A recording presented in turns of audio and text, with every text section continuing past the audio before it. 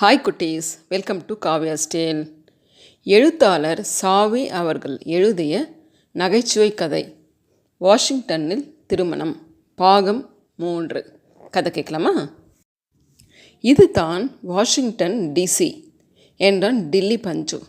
அதனடா DC ஏசின்னு Washington என்று சொன்னால் போதாதோ என்று கேட்டார் மாமா. ஒருவேளை இங்கெல்லாம் டிசி கரண்ட்டாக இருக்கும் என்றார் சாம்பசிவ சாஸ்திரிகள். அம்மாஞ்சி வாதியாருக்கு சிரிப்பு தாங்கவில்லை. சாஸ்திரிகளே, உமக்கு தெரியாவிட்டால் அசட்டு பிசட்டென்று உலராதேயும்.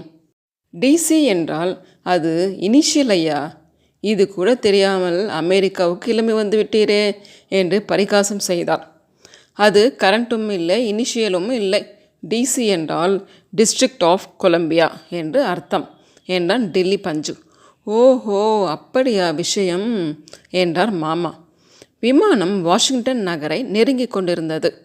அதோ வெள்ளி ரிப்பன் மாதிரி தெரிகிறதே, அது என்னம்மா என்று ஏரோஸ்டஸ் லல்லியை பார்த்து கேட்டாள் அத்தை. அது தான் போடாமாக் நதி என்றாள் லல்லி. போடாமக்கு நதியா என்று கேட்டுவிட்டு சிரித்தார் சாஸ்திரிகள். போடாமக்கும் இல்லை, வாடா புத்திசாலியும் இல்லை. போடாமாக் என்று சரியாக சொல்லும் என்று சாஸ்திரிகளை திருத்தினார் அம்மாஞ்சி. திவ்யமான தீர்த்தம். மெட்ராஸுக்கு போகிற போது 4-5 சொம்பிலே எடுத்துக்கொண்டு போகணும் என்றார் சாஸ்திரிகள். இது கூட கங்கா தீர்த்தமா என்ன, சொம்பிலே அடைத்து கொண்டு போவதற்கு? அம்மாஞ்சி வாத்தியார் சாஸ்திரிகளின் அசட்டுத்தனத்தை எண்ணி தலையில் அடித்து கொண்டார். நதிக்கு பக்கத்திலே குளம் மாதிரி ஒன்று தெரிகிறதே, அது என்னடா பஞ்சு என்று கேட்டார் மாமா. அதுக்கு டைடல் பேசின் என்று பெயர். வாஷிங்டனிலேயே ரொம்ப அழகான இடம் அது. அதை சுற்றிலும் இருப்பது ஜப்பான் தேசத்து செர்ரி மரங்கள். ஏப்ரல் மாதத்திலே அந்த மரங்கள் பூத்து குலுங்குகிற போது கண்கொள்ளா காட்சியாக இருக்கும். அதை பார்க்க பல தேசங்களிலிருந்து காதலர்கள் ஜோடி ஜோடியாக வருவார்கள் என்று கூறிக்கொண்டே லல்லியை ஒரு முறை கடைக்கண்ணால் கவனித்தான் பஞ்சு. சாஸ்திரிகளே, நாம் 2 பேரும் இன்றைக்கே ஜோடியாக போய் ஸ்நானம் செய்துவிட்டு வந்துவிடலாம் என்றார் அம்மாஞ்சி. அதோ ஒரு மண்டபம் தெரிகிறதே, அதுதான் லிங்கன் மண்டபம் என்றான் பஞ்சு. அப்ரஹம் லிங்கன் மண்டபமா என்று கேட்டார் மாமா. ஆமாம் என்றான் பஞ்சு. ஹரஹர என்று அந்த மண்டபத்தை நோக்கி கன்னத்தில் போட்டுக்கொண்டார் சாஸ்திரிகள். சாஸ்திரிகளே, எதுக்காக இப்போது கன்னத்தில் போட்டுக்கொள்கிறீர்கள்? அம்மாஞ்சி கேட்டார். லிங்கம் வைத்து மண்டபம் கட்டியிருக்கிறாங்களே, மகாலிங்கம் ஜம்புலிங்கம் மாதிரி. அமெரிக்காவில் அப்ரஹம் லிங்கம் விசேஷம் போலிருக்கு என்றார் சாஸ்திரிகள். சாஸ்திரிகள் சொன்னதை கேட்டு குலுங்கி குலுங்கி சிரித்தனர் அனைவரும். பாவம், சிரிக்காதீங்க. சாஸ்திரிகள் அப்பாவி மனிதர். அமெரிக்காவுக்கு புதுசோல்லையோ, கழுத்திலே லிங்கம் கட்டியிருக்கவாளுக்கு தான் லிங்கன்னு பேருங்கிறது அவருக்கு தெரியாது என்று வியாக்கியானம் செய்தார் அம்மாஞ்சி. பேஷ் பேஷ், இவர் அவரை விட பிரகஸ்பதி என்று எண்ணிக்கொண்டான் பஞ்சு. எல்லோரும் அங்கே பாருங்கள், கேபிட்டல் டோம் தெரிகிறது என்றால் ஏரோஸ்டஸ். அனைவரும் லலித் சுட்டி காட்டிய அந்த கட்டடத்தையே கண்கொட்டாமல் பார்த்தார்கள். அடே அப்பா, இவ்வளவு பெரிய கட்டடம்! இட்லி பானை மூடி மாதிரி பிரம்மாண்டமாக இருக்கே என்று அதிசயப்பட்டனர் அத்தையும் பாட்டியும். உலகிலேயே மிகவும் முக்கியமான கட்டடம் இது என்றான் பஞ்சு. அமெரிக்கால் சாமானியமான பட்டவளா என்ன? இந்தியாவுக்கு கோடி கோடியாக ஹெல்ப் பண்ணுகிறவாளாச்சே, அவள் தீர்காயுசாக இருக்கணும் என்று ஆசீர்வதித்தார் அம்மாஞ்சி வாத்தியார். இப்போது விமானம் கீழே இறங்கப் போகிறது, எல்லோரும் பெல்ட்டை போட்டுக்கொள்ளுங்கள் என்று எச்சரித்தால் ஏரோஸ்டஸ். சாஸ்திரிகளும் அம்மாஞ்சியும் பெல்ட்டை மாட்டிக்கொண்டனர். சாஸ்திரிகளே, ஆயுசிலே பெல்ட் போட்டுக்கொள்வதற்கு உமக்கு ஒரு சான்ஸ் கிடைச்சது பாரும் என்று சாஸ்திரிகளை பரிகாசம் செய்தார் அம்மாஞ்சி.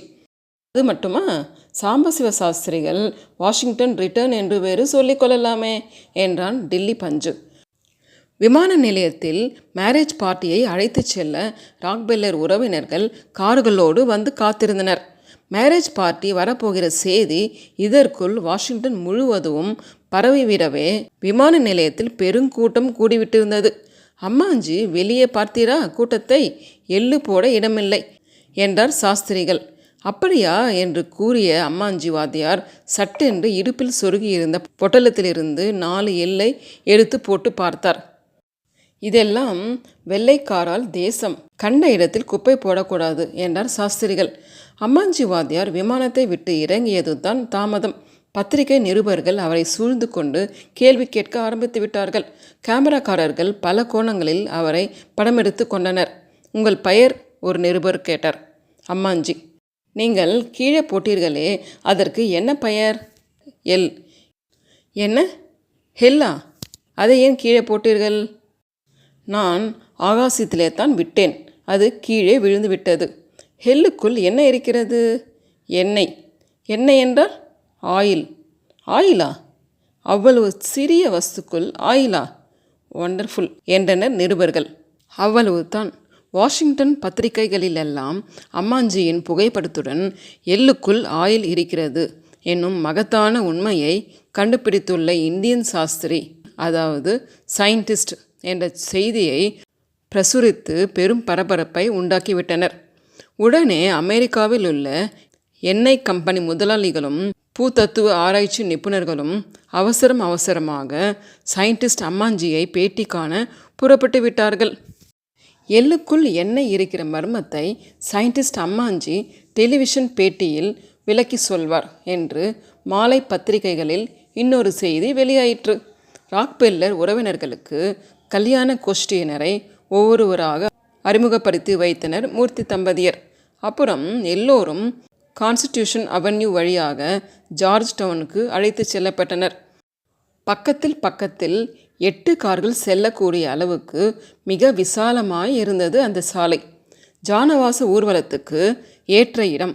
ரொம்ப அழகாய் இருக்கிறது என்றார் மாமா. நடத்திவிட்டால் போச்சு, அதையெல்லாம் தீர்மானிக்கத்தானே வந்திருக்கோம். நகரம் பூராவையும் ஒரு முறை நன்றாக சுற்றி பார்த்து விடலாம். பிறகு ஒவ்வொன்றாக முடிவு செய்வோம். ஜார்ஜ் டவுனில் தான் நாம் எல்லாம் தங்கப் போகிறோம் என்றார் மூர்த்தி.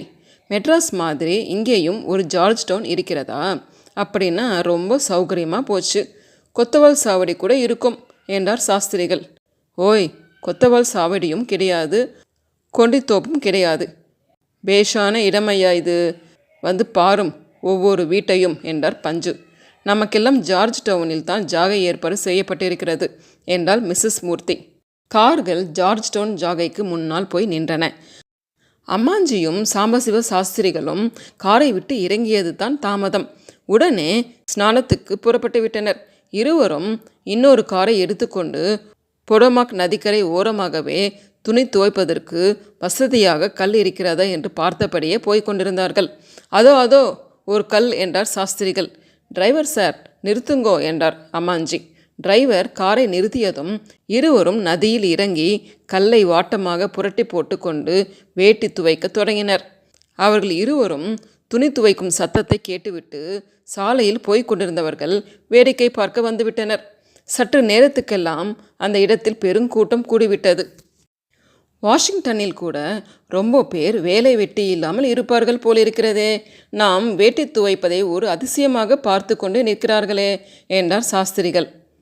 ஆமாம், மெட்ராஸில் கூவம் நதியில் எருமை மாடுகள் குளிப்பதை நம் ஊர்க்காரர்கள் வாராவதி மேல் கவிழ்ந்து கொண்டு வேடிக்கை பார்ப்பதில்லையா?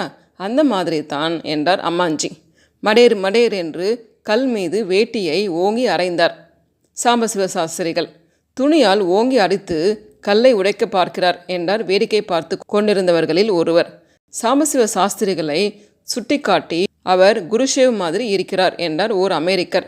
ஒருவேளை குருஷேவ் தான் இப்படி வேஷம் போட்டு கொண்டு வந்திருக்கிறாரோ என்னவோ என்றார் இன்னொரு அமெரிக்கர்.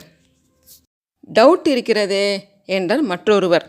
இதற்குள் அம்மாஞ்சி ஈர வேட்டியை பிழிந்து கொசுவி ஒற்றை கையால் 4 தடவை தும்முகிற மாதிரி படார் என்று உதறினார்.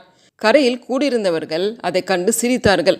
வேட்டியை பிழிந்து உதறுவதை கூட ஒரு பெரிய கலை என்று எண்ணிக்கொண்டிருக்கிறார்களே இந்த அமெரிக்கர்கள் என்றார் அம்மாஞ்சி.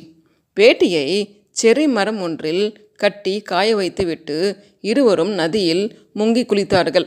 சாஸ்திரிகள் தண்ணீரில் முங்கி எழுகிற போதெல்லாம் ஹாரி ஹாரி என்று ஹரிநாமத்தை சொல்லி கோஷித்தார். கரையில் நின்று கொண்டிருந்த ஹாரி என்ற பெயருடையவர்கள் எல்லாம் தங்கள் பெயரைத்தான் சொல்லுகிறார் என்று எண்ணி மகிழ்ந்தார்கள். குளித்து முடிந்ததும் சமுடத்திலிருந்து விபூதியை எடுத்து குழைத்து நெற்றியில் இட்டு கொண்டார் அம்மாஞ்சி. ஈரமாக இருந்த விபூதி உலர்ந்த போது அம்மாஞ்சியின் நெற்றியில் பட்டையாக 3 வெள்ளை கோடுகள் பளிச்சிட்டன. அதை கண்டுவிட்ட பத்திரிகை நிருபர்கள் பாய்ந்தோடி வந்து அம்மாஞ்சியையும் சாஸ்திரிகளையும் நிற்க வைத்து படம் எடுத்து கொண்டார்கள். நெற்றியில் பளிச்சிட்ட 3 கோடுகளையும் ஒரு நிருபர் இன்ச் டேப்பால் அளந்து கொண்டு போனார்.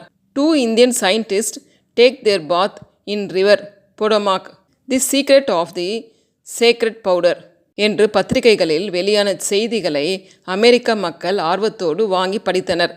அம்மாஞ்சியும் சாஸ்திரிகளும் செரி மரத்தில் உலர்த்தியிருந்த வேட்டியை எடுத்து கட்டிக்கொள்கிற போது கேமராக்காரர்கள் அவர்களை துரத்தி சென்றனர்.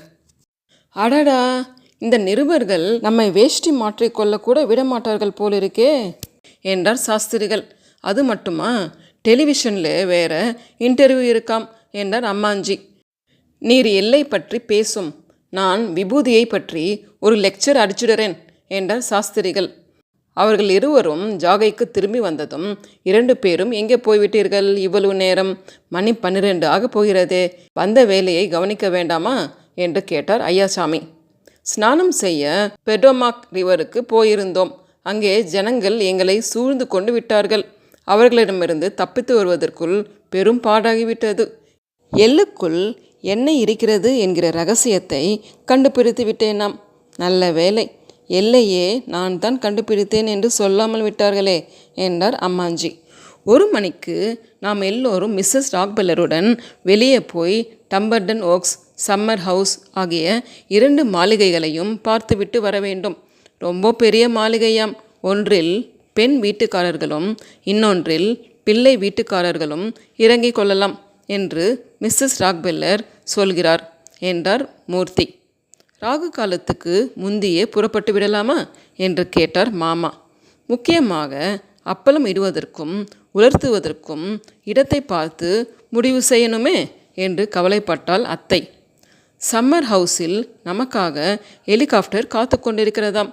மிஸ்ஸஸ் ராக்பெல்லர் அத்தையும் பாட்டியையும் ஹெலிகாப்டரில் அழைத்து கொண்டு போய் வாஷிங்டனில் உள்ள மொட்டை மாடிகளையெல்லாம் ஒன்று விடாமல் காட்டப்போகிறாளாம். எந்த மாடி தேவையானாலும் அந்த மாடியில் அப்பளம் உலர்த்துவதற்கு சர்க்காரிடம் பர்மிஷன் வாங்க முடியுமாம் என்றார் மிஸ்ஸஸ் மூர்த்தி. ஹெலிகாப்டரில் ஏரியல் சர்வேயா என்று கேட்டார் மாமா. ரொம்ப சௌகரியமாக போச்சு. ஒவ்வொரு மாடியாக ஏறி இறங்கணுமே என்று பயந்து கொண்டிருந்தேன் என்றாள் அத்தை. பகல் 1 மணி இருக்கும். எல்லோரும் கிளம்பி வழியில் உள்ள தெருக்களை எல்லாம் பார்த்து கொண்டே சம்மர் ஹவுஸுக்கு போனார்கள். ஜார்ஜ் டவுன் ரொம்ப நன்றாக இருக்கிறது. ஃபேஷனான வீடுகள் தெருக்களும் அகலமாய் இருக்கின்றன. ஷாப்புகளும் ஸ்டோர்களும் நிறைய இருக்கின்றன என்றார் ஐயாசாமி. வெற்றிலை பாக்கு கடைத்தான் இல்லை என்று குறைப்பட்டார் அம்மாஞ்சி. ஏன், பொடிமட்டை காலியாகிவிட்டதோ என்று கேட்டார் சாஸ்திரிகள்.